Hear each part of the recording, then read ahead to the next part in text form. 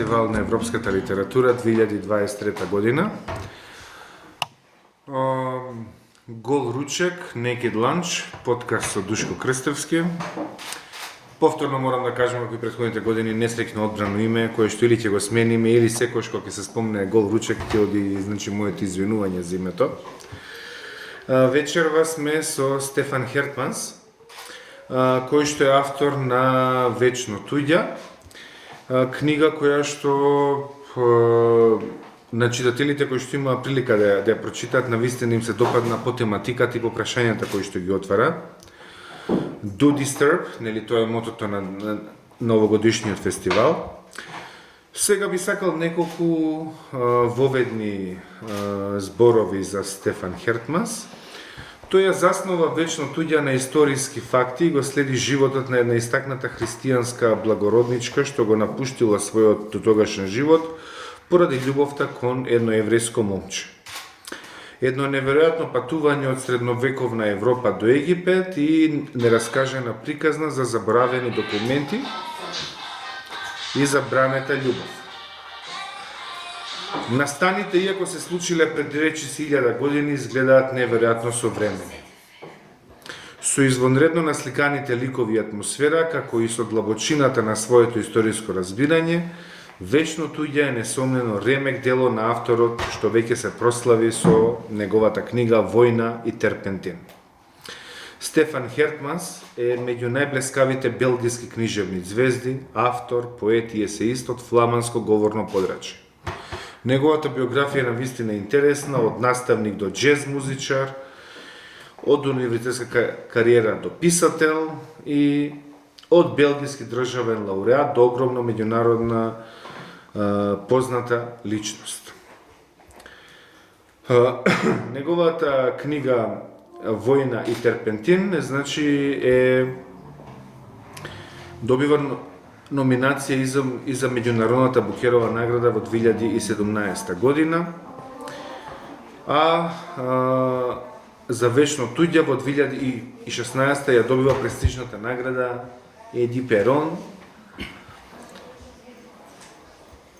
И исто така што е значајно за овој автор е дека пред околу 40 години учествува на Струшките вечери на поезијата, па сега би сакал да го започнеме нашиот разговор токму со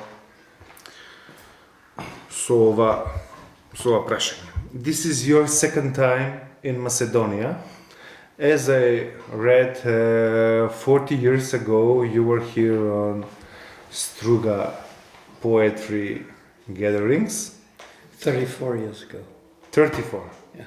34 years ago, okay. 89, just before the fall of the Berlin Wall. The summer before that. Yeah. Oh, so it was quite of turbulent times. It were turbulent times. Do you recall some good memories, some bad memories from that time, beside, let's say, the Europe falling apart and Yugoslavia trying to fall apart? Of course. Yeah, we felt the tents growing. Of course, Ohrid Lake of Ohrid is very peaceful, and the festival is a bubble, so we're all together there in this ambience. I remember the festival being held, the opening lectures, on a bridge in Struga, and there are people alongside the canal, and you have the impression it's a pop festival. There's so many people there in the opening. That was fantastic. And then we had days that we could walk, and I remember that then from at the end in Struga, from the lake Ohrid, you could see the military police of Albania on the other side of the water. Yeah, because they also had some turmoils there were at that tensions, time. you could feel that. And then one day they took us with a bus to Skopje. So I visited Skopje for 5 or 6 hours. And I remember the city was grey and silent, a bit empty. And in the evening, when it became a little dark, there was such a silence in the city, in Skopje. And I will never forget. So it is very interesting to see Skopje again now, how it is now, sparkling and full of life. It's different. But it was a deep impression then. Yeah, the city kind of changed An from. enormous change. Yeah, now there's a lot of street light and a lot of objects that are shining, Yeah. And a lot of statues that weren't there, I guess. Yeah, that's the project, and yeah, there is like a joke that if you stand long enough in the center of Skopje, they're gonna build a monument around you. They're gonna So build you keep your monument. breath up and Yeah, your just big bones. Okay. it was at that time I think that the poetry still was it was validated, maybe not now, but at that time, and the festival was more international and more. Very, very. We remember that when we came to Struga, everybody said, this is the festival where in one of the first years, Wis New Orden had come, it seems. And the year I was there, Edgar Morin was there, the French philosopher who's still alive. So it was really an international atmosphere. There were very many languages spoken, and there were a few translators. And I remember there was one translator who had translated some of my poems. There was one poem about a Flemish painter who is called James Ensor. And he read the Macedonian translation of my poem, and I heard 2 times the word Macedonski. So I thought, how has he translated my poem on this Flemish poet? Because there's the word Macedonski in it. I don't know what he put in it or something. He was the real Mandarin translator of that time. He was the official translator. So we made fun of that and said, we don't know how we are translated. In that time you couldn't control that. Now you have translators who are open to the world, who are so different. Yeah, I think that With now different there times. are more and more and much better translations different times. Yeah. than that time. Your last novel, Џебно tuđa. The original is, I don't know if I can pronounce it right, the Bekerlinge. Bekeerlinge. Yeah. Bekerlinge. Yeah. It's like historical fiction. How did you came to the material for this novel? Did you do a research in some archives or was it a story told when you were young? Even though there is a character inside that goes and tries to search the leftovers from the... Exactly, yes. In fact, I stumbled upon the story because me and my wife Sigrid, we bought a house in a very small old village in the south of France, in Provence, a bit in the mountains, where we heard stories about an old Jewish cemetery. Some people said there has been a pogrom here 1,000 years ago. So I heard fragments of stories.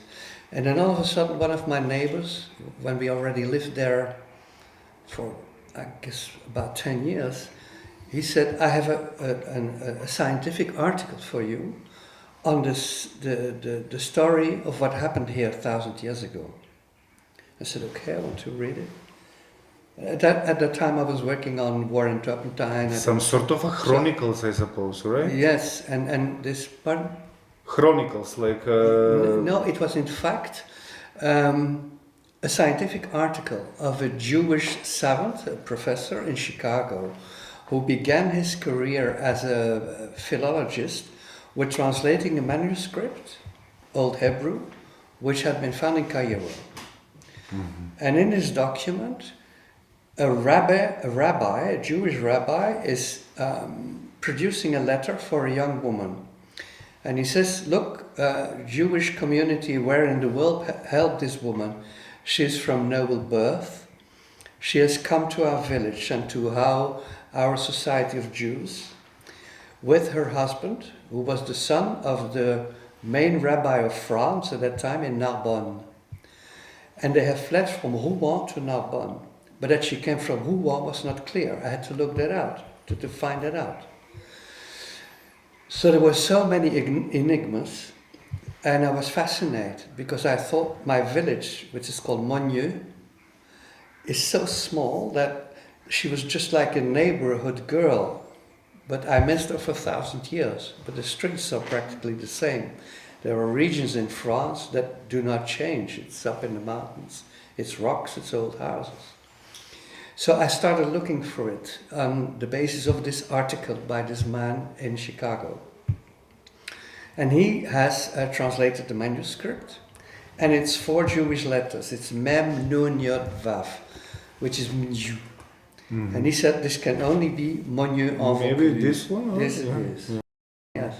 The first page. So this was his theory that it was Monyu. Before they thought it was Anjou, then later they thought it was Muño in Spain. But I think his theory is very convincing. And he has written also a book about the massacre of the Jews in Rouen. Mm-hmm. And by his book about the Jews in Rouen, I found out that the girl could only come from Rouen, because Rouen at that time also had a very great rabbi school. But of course the Jews in Rouen were Ashkenazim, and the Jews in Narbonne were Sephardim. Uh-huh. So the son of the Sephardic rabbi of Narbonne was sent to Rouen to study with the Ashkenazim. And there the church, the main church in Rouen, is 200 meters away from the great synagogue at that time. So they could cross. And there was the yeshiva, the Jewish rabbinic school. So the girl must have fallen in love in Rouen with the guy from Narbonne. Then they come in Narbonne, and because she was from a very wealthy family, her father sent the knights after her to get her back. And she might have been put on the stake to be burned as a witch or something. Mm-hmm. And it was something you did not do 1,000 years ago. So they fled with the advice of the father-in-law, the rabbi, to Monnieu, where there was a befriended rabbi. And he wrote that letter. Now the letter of this woman who fled after the pogrom with her 2 children, why is it found in Cairo? What European story is there 1,000 years ago with the Crusaders, with religious tensions, with people being dislocated everywhere and uprooted, a Europe that could be compared with the Europe of today? So the more I dived into 1,000 years ago, the more I thought it's a story about a refugee today. Mm-hmm. But only she didn't cross the Mediterranean from Cairo to Marseille, but from Marseille to Cairo, to flee from the religious fanatics that were the Crusaders. So it's a mirroring of stories, and it's all just about a girl in my village. That's the magic for me. So the Jewish people were persecuted basically even before the bubonic plague, before the Great Plague, before the Black Plague. Absolutely. They lived together since Roman times, because it's always very funny when I speak for French audiences. My book sells enormously good in France because it's a French story. And I tell my readers in France, do you realize that La France chrétienne, the Christian France, was preceded by a Jewish France for 3 centuries, because the Jews came together with the Roman armies. Mm-hmm. And they were there before Clovis, etc., and the Christian story. So Rotomachus, which was the name of Rouen, was Jewish before it was Christian. Mm. Yes, it's a very interesting story to see. But then we're talking about the first 3 centuries of our time scale. And this tension has only grown with the Crusades, because before they lived in peace together. And the same happened in my small village in Monnieu, where they were chased out by the Crusaders. Her children were taken captive. She had a 3rd child at her breast. This is all in the manuscript. But why did you go to Cairo? A girl from Rouen who was chrétienne, une bourgeoise chrétienne, so to speak. I think she wanted to go to Jerusalem to find her children back, who were taken away as slaves, and that she stuck up in Cairo or something. So I tried to reconstruct her life. It's about my village, and it's about the world. Mm-hmm. Yeah, it's like your own cosmos. Exactly. Macrocosmos and microcosmos in your own village. Mm-hmm. The way of writing, since this is a complex novel, Do you rewrite several times, take out some part? Because I think that there are no any sentences that are redundant. Everything is clear. Everything is in several sentences. You don't need to overburden the novel. Is there anybody who is, let's say, going through this before? Do you have your own group of critical readers that you give it, like proofreader before? I have two fantastic editors in Amsterdam. I'm an author of the great house of the Busy Bee, the Bezige Bij in Amsterdam, and De la Gallimard in Paris or something. They're the best. Mm-hmm. And they work with me. So I write a first version, which is chaotic, because I have the story of 1,000 years ago. Yeah. I have my narrator, who resembles me a bit, but it's not me, it's a narrator who resembles me. Yeah. Then there is the whole thing that you have to research. How did they live? What are the details? What dress did the girl wear? When did she begin to dress like a Jewish? What did her parents say of that? What happened in the details? So you have to seek out all the details. To give you one example, if they flee from Rouen to Narbonne, that's 900 kilometers through France in the 11th century. There were wolves and bears in Europe. There were brigands all over. It was very dangerous. Yeah.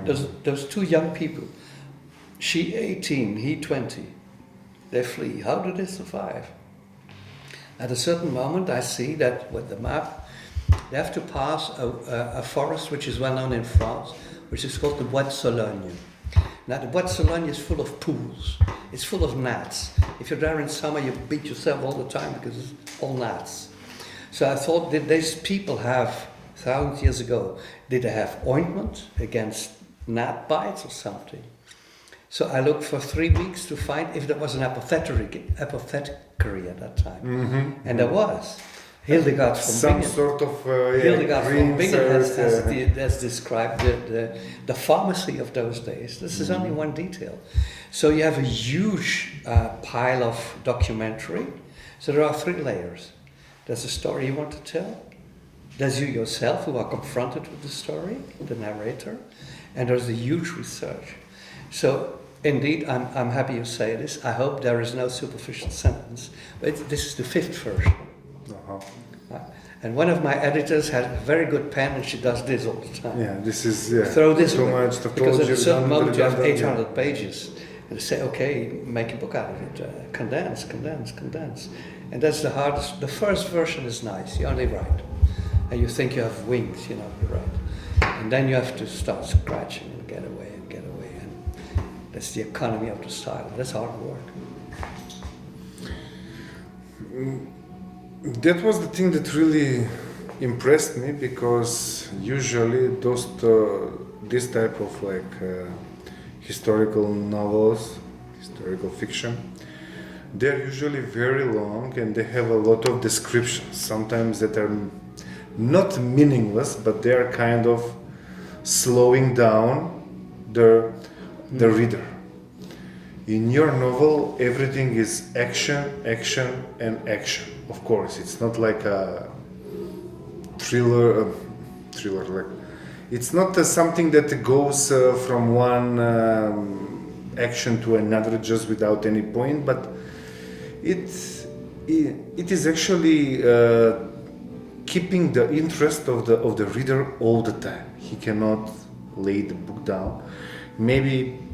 Maybe let's say you did something like, okay, divide it into towns, the passing, Cairo, from one town to another, and then you have to tell to the reader, slow down, don't worry, you can leave the book now, you can continue later, you don't need to rush, you don't need to hurry. That's your way of writing, which is something that kind of impressed me, because sometimes even when it's not a good way to compare, but sometimes I didn't like the Umberto Eco's type of writing, just because sometimes he's all over the place with the descriptions and everything. That's the booby trap. You wanted, like zipped, like a rare file, and the booby trap is that you know so much because you've been studying your subject so much that you have the tendency to put everything in it. We have a great writer in Dutch who is called Leonard Pfeiffer. He has published a marvelous book of 900 pages on Alcibiades. Uh-huh. He rewrites it with the voice of Alcibiades. It's a huge prestation. But sometimes you think it's too much, because this is in the encyclopedic thing. And you have to be very severe for yourself, I guess, and just put in your book what is the bow of the tension. I've played music in my younger days, and I've learned in playing the blues what a 12 bar is.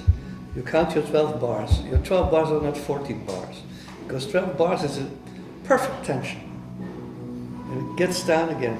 Da-dum, Yeah. da-dum, da-dum, Yes. da-dum. And you breathe when you play, because you have guitar players who never breathe. They just continue. And when I took my lessons in jazz guitar, there was a teacher who told me, you have to blow your guitar, you have to breathe your guitar. So you have to do before you continue. And not just continuing, because if you just continue, you don't speak. It's the same thing in a book. You feel it in yourself, what is the physical tension of a chapter. If your chapter becomes too long, you come short of breath. So it must have a real, maybe it's quite surprising for an intellectual writer like me, but I very much pay attention to how, for instance, in Netflix, they make 45 minutes. And after 45 minutes, you get a cliffhanger. Yeah. That's For the narratology. next episode, yeah. That's narratology. Narratology is like playing the blues. You have to know how long it is and how you take it. If you do too much, so you have to kill But your the jazz darlings. is a little bit more free, more open for You can. improvisation. You can do that. There's room for improvisation in your story. But how long do you make it? For instance, when the young girl is in birth, and she's having child. This happens in the night. She thinks she's just going to the toilet. She's up in the rocks. It's a night with a full moon. She doesn't know what's happening to her body. And you can choose to write it psychologically. Say, the girl is in misery. The girl is afraid. The girl is in despair. But I don't. I just describe what is happening to her. And the reader feels it. There's one remarkable thing in the book, and very many readers are surprised when I tell them. I very often ask, do you realize that this girl, she sticks to the reader. You put the book away, but the girl is with you. She's in you. She's very deep in you. She doesn't speak a word. Yeah. It's very surprising. And people say, I have the impression I know her. I know all from her inside. I know her soul. I know her thoughts. But she doesn't speak a word. That's because I let her act, and I don't describe this. My descriptions are for the nature, for the landscape, for instance. Because I'm so fond of the fantastic Provençal landscape, and you can find many descriptions of nature in the book. But I don't describe the psychological feelings. I let it see. One of the rules in filmmaking is, if somebody is angry, don't let him say he's angry. Let him put out his cigarette in a way that the people watching know that he's angry. Yeah, to know by his deeds, not by his tell words. it by an event and not tell it by psychology. The psychology must follow from the events. So I think that's one way of writing. So you're basically spending a lot of time while writing thinking about your readers. You don't like to leave them... More and more, but with growing up, when you're young, you don't. You don't want to please the reader, you don't want to think about the reader. As a young You're man, the avant-garde, you don't give a damn about the readers, Exactly. you You give give back the yourself. full freedom, But after a while you learn that, yes. And because I've been a professor at an Academy of Fine Arts, I've learned to evoke the interest of my students as well. So for instance, also the bow of tension in a lesson. If you teach for 100 minutes, they're dead. Teach twice for 45 minutes and drink a coffee with them, and then you have their attention. It's the same with a book. Why did you give up of teaching? Just because of the writing? Because in No, Macedonia I was you need to I was almost 60 years and I had been teaching 40 years. That was enough. So then I wrote War and Turpentine, Vožnja and Turpentine. And then after the immense success of Vožnja and Turpentine, I started this book. And it's like... And the rest is a history. And the rest is history, yes. Vigdis and David, are they the victims of the society? Do you think that this story continues today somehow? You mentioned something, with the refugees and everything, we have them today. As a multicultural society, Belgium and Netherlands and France, do you think that just, changed roles and changed ethnicities are still going through these sort of problems? We do. We have problems. In Brussels, it's very complicated. I published a few years ago a drama text which is called Antigone in Molenbeek. So I rewrote Sophocles' Antigone with a Muslim girl in Molenbeek who wants to bury her brother who has been a terrorist. Because with the terrorist attacks in Zaventem and Malbeek in Brussels, very many people became racist and began to see all Muslims as a threat and as bad. That's very easy. That's the dirty sentiment. You can do that if you want to. But of course we talked with people who said, but we Muslims, we are the victims of the terrorist attacks because everybody's against us now. Yeah. And we don't even have the right to mourn for our deaths.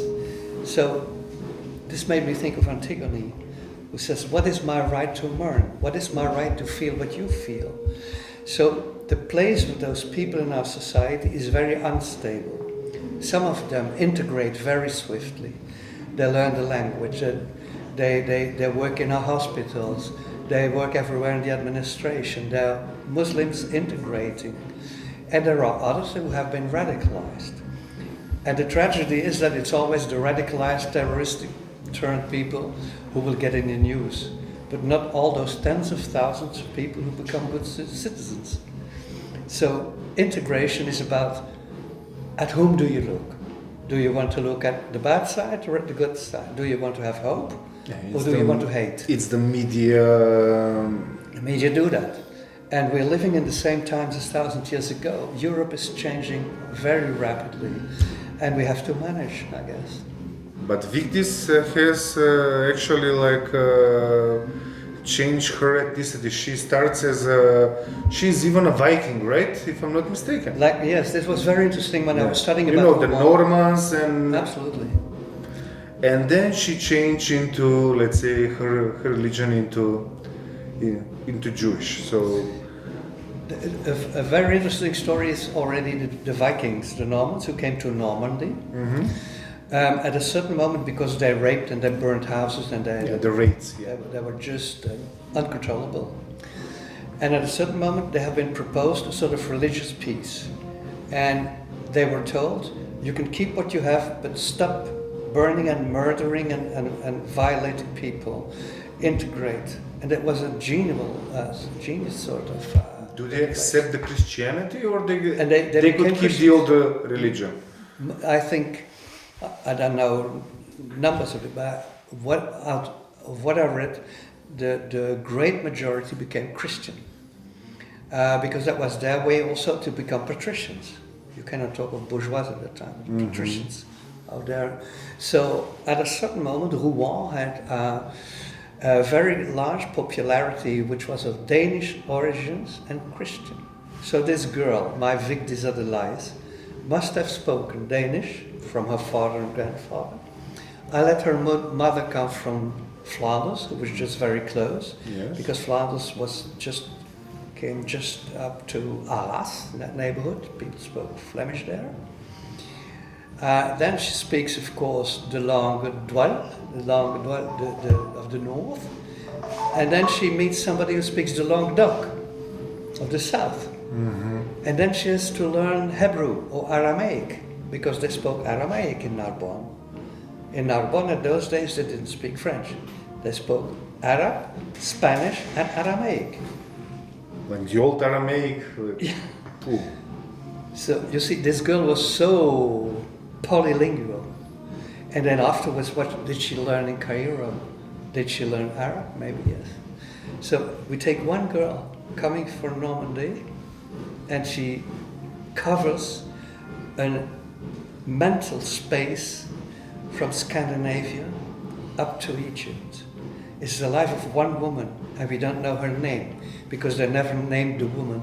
But I thought she's a heroine. She's a strong woman. She's lonely. She's a terrible victim of history. So I wanted to. There is a very beautiful notion in Jewish religion, which is saying Kaddish. To say Kaddish is to say a certain prayer to remember the dead.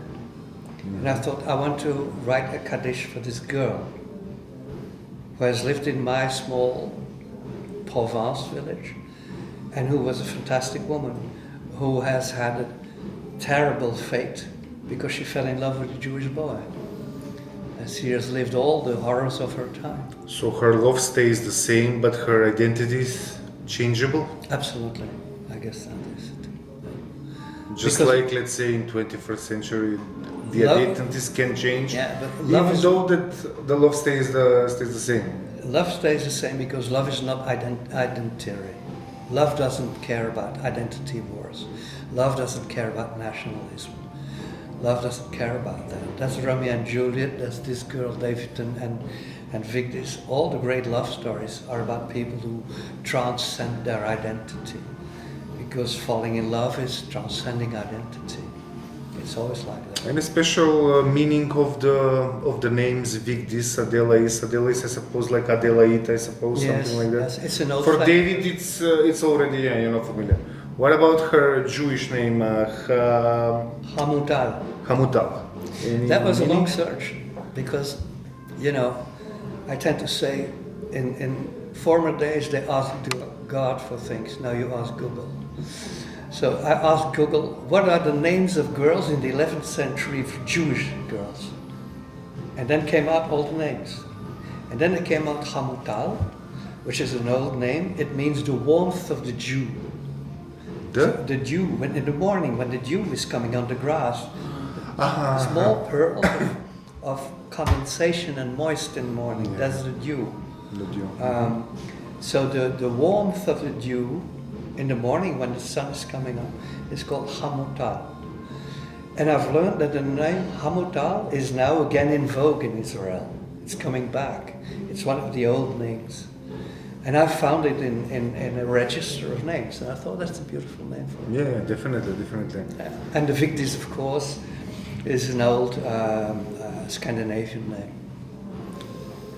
Passing from one place to another, even during the Renaissance time of Dante Alighieri and Francesco Petrarca, the old times like Oedipus Rex and in Antigona that you mentioned, being cast away from one place to another was even worse than a death sentence. Mm-hmm. The same thing happens with Moses in the Old Testament.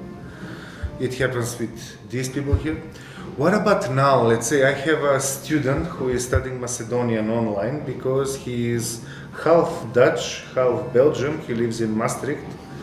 And he says, I go to Belgium to buy food and meat especially. They have better meat. But I work in Netherlands now, but I used to work in Belgium also. So passing the border is so much easier that we people from the Balkan, we cannot understand it, because even for passing one ordinary border, we need to wait for 30 minutes and it's like a long procedure.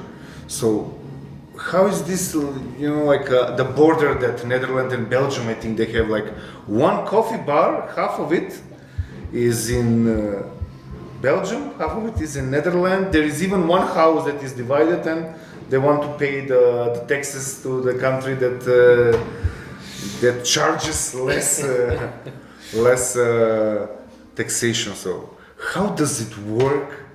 I mean, we cannot.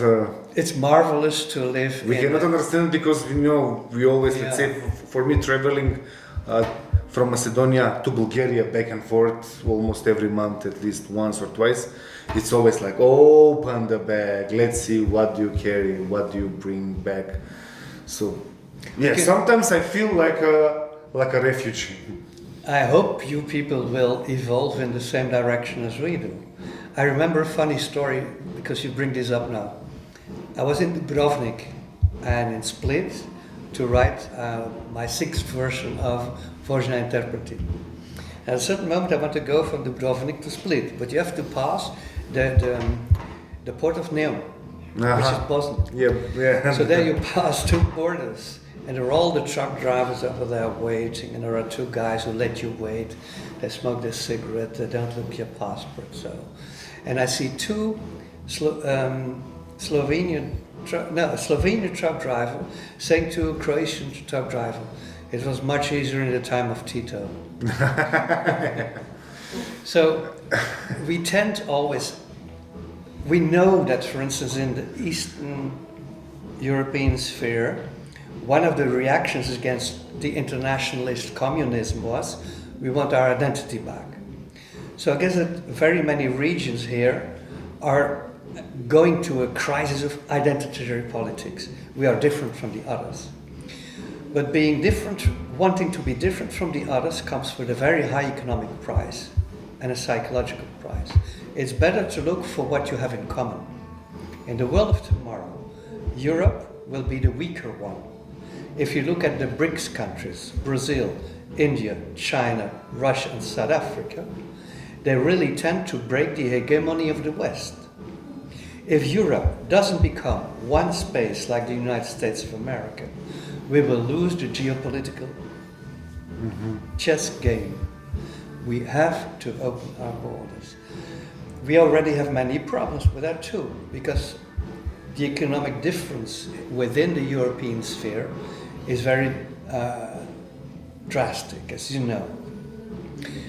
What Romanians earn in a month and what a Belgian earns in a month, that's 10 times more in Belgium. So all of our truck drivers now are Bulgarians and Romanians. Yes. And we have to accept.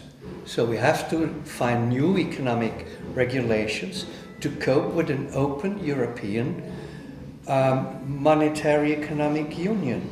And this is not simple for nobody, but I think it's the only way forward, because closing ourselves again in our borders is nonsense. You see what happened with Brexit? There is no second country that will do that. There were nationalist politicians like in France, Front National, who wanted to return to it was They were cheering that pure French. They will not do it. happen, but I don't think that They've learned a lesson. They've seen what happens there. Nobody will do it because we have to move forward. So my identity will not fall because Belgium is open. I can still be a Belgian. I can be Flemish. I am Flemish, I'm Belgian, but I can speak the languages of my country. So how do we define what it is to be Macedonian? You can say being Macedonian is being different from anybody else. But then you will have economic problems, social problems, border problems, etc. Or you can say, what do we have in common? Yes. And if you have politicians who understand that, you can move forward economically too. It's in the advance of everybody to open the borders. It's maybe because the nationalism it will came. not threat your identity. Yeah, but the nationalism comes to the Balkans a little bit earlier, you know, a little bit later than Exactly. all the other years. So it's like. I think it's a reaction against the suppression of communism. It was suppressed. And You it comes mentioned back. Yugoslavia. Previously, I had a podcast with a Slovenian writer, Anja Mugerli, and even in that Yugoslavia, you know, the difference between Belgium and Romania was the same difference between Slovenia and Macedonia. In the standard, in the salaries, in the culture, in the, let's say, the amount of books that people read. So even at that time, it wasn't the same. Even though people had that idea that Yugoslavia, you know, it's all the same. Kosovo and Macedonia and Bosnia were certainly not as Slovenia and Croatia. So It's very different. It's very difficult to talk about the meaning of cultural differences. When I was a young poet, I was translated in Serbo-Croatian. 15 years later, they tell me that doesn't exist. So now Serbo-Croatian doesn't exist anymore. Now they need to translate you in Serbian again and in Croatian. Yeah. Yeah. While the difference between Serbian and Croatians are like the difference between Flemish and Dutch. It's the same language with differences. That's all. Or take the German of Austria and the German of Germany. There are always differences, and you can poke up the differences, or you can unite. And in the world of tomorrow, where everybody is in migration, as you said earlier, and where people are moving all the time. Look, we have planes, we have trains, we have cars. We cannot close borders. Even technologically, it's impossible. People will move. That's the future. We have very many people from Central Africa. The climate crisis. We will have countries who will have 55 degrees in summer, where all regions will become arid deserts. It's only the beginning of the migration, I'm convinced of that. So we will have to find ways of doing that. I'm certain. That's why I wrote a book about a refugee.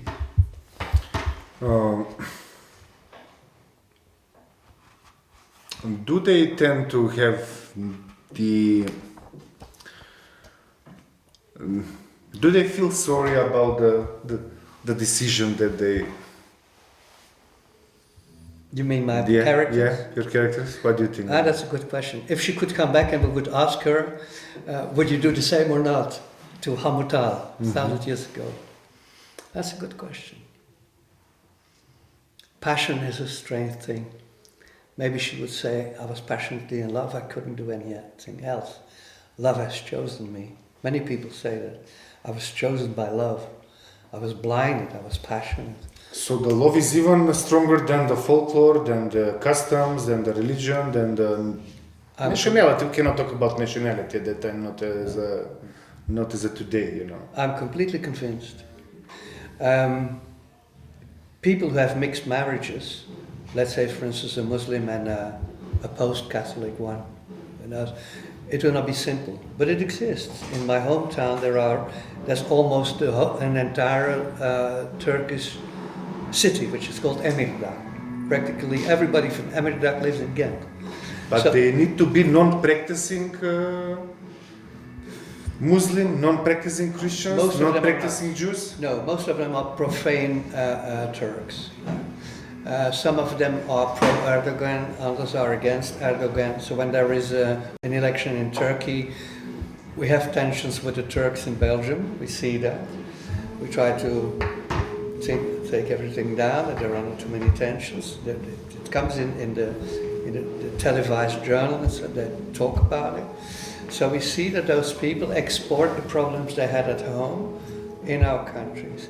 There are tensions with certain people from Central Africa in Brussels, different gangs that have different ethnicities and so on. So they export their problems to Europe. And that's a very difficult thing to cope with for us. But to return to the question of love and passion, I think that everywhere in the world people fall in love and they trespass.